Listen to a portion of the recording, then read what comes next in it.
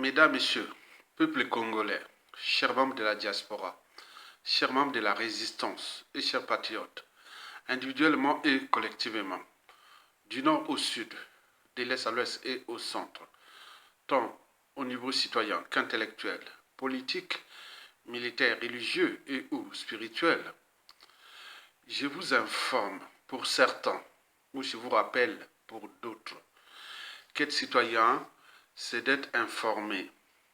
Et pourquoi? C'est parce que l'ignorance est la pire des souffrances. Le savoir, les connaissances, la transmission, l'intérêt général, le courage et les solidarités vous libèrent. Pour info, le fiasco du coup d'État raté du 7 décembre 2025 au Bénin vient d'être consommé. Je répète, le fiasco du coup d'État du 7 décembre 2025 au Bénin. Ce coup d'État raté, le fiasco-là, vient d'être consommé. En image, vous voyez des généraux avec des bras cassés, ce qu'il y a eu de la violence. Il y a eu vraiment de la violence.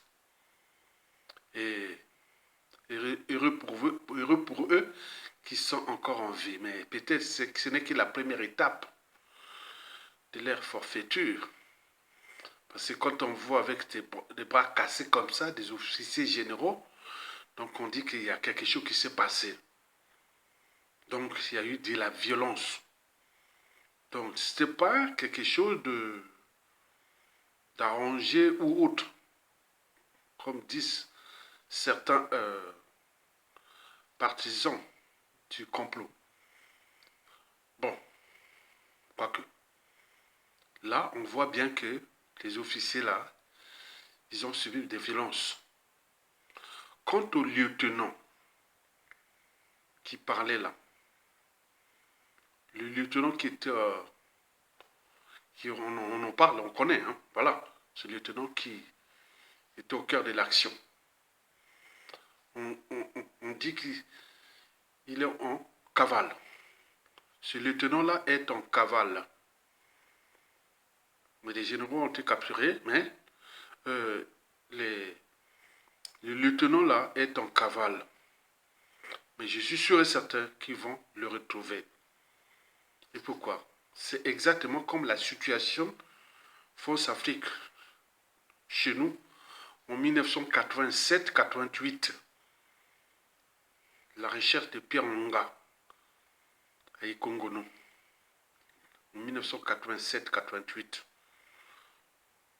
La traque du capitaine Pierre Monga, souvenez-vous, en 1987-88, jusqu'à commettre le génocide du Congo, de Wando, où les Français avaient mis les moyens colossaux depuis le Gabon jusqu'à traquer Pierre Monga à Ikongono, près de Wando, dans la tribu de Kouyou.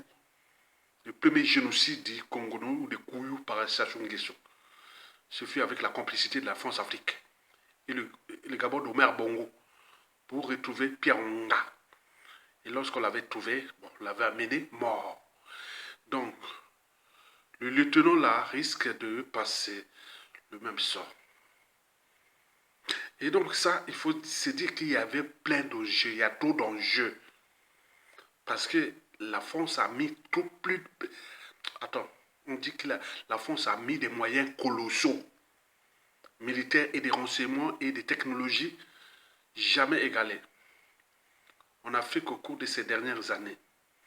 Donc on comprend bien les enjeux sont là. Je vous ai fait une vidéo où, je ne sais pas si ce fut un fact news, mais le patron de la DGSE, renseignement extérieur français, l'a bien dit que il faut coûte que coûte mettre fin à ce coup d'État-là, parce que les enjeux pour la France sont déjà politiques, économiques, militaires et géopolitiques. en Afrique de l'Ouest. Par conséquent, la fin ne justifie pas les moyens employés pour mettre fin à ce coup d'État. Puisque quand vous voyez la carte du Bénin, au nord, ce pays s'ouvre sur la AES. Ce pays-là, au nord, s'ouvre d'un côté sur le Burkina Faso, un pays enclavé, et de l'autre côté, du côté du Niger. Ça veut dire que si ce coup d'État, peut-être anti-France Afrique, réussissait, serait déjà les marges de manœuvre énormes pour le Burkina Faso et le Niger d'y accéder à la mer par le Bénin. Donc il y a une guerre froide qui se passe là entre la France-Afrique, par translation l'Occident collectif, contre le Burkina Faso et le Niger, c'est-à-dire contre le Sud global. Donc il y a des moyens technologiques, des renseignements, tout ça, entre l'Occident, c'est-à-dire l'Occident collectif, et le Sud global, dont la Chine et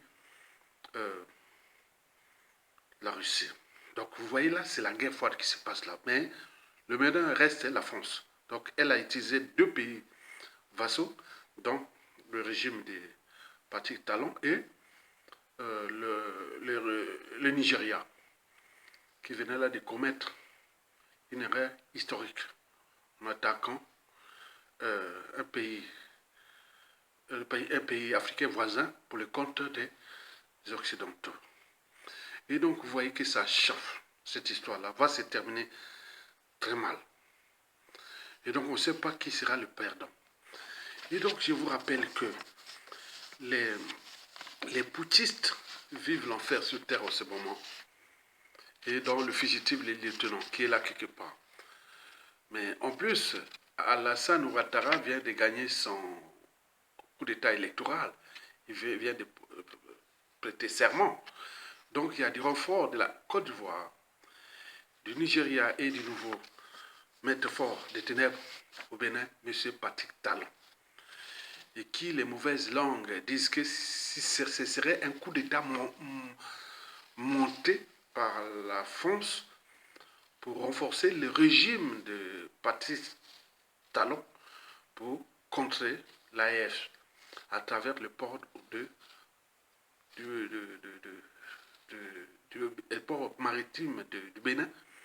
Et donc, pas question que ce port maritime soit aux mains des anti-France-Afrique ou des anti-occidentaux, comme on en parle.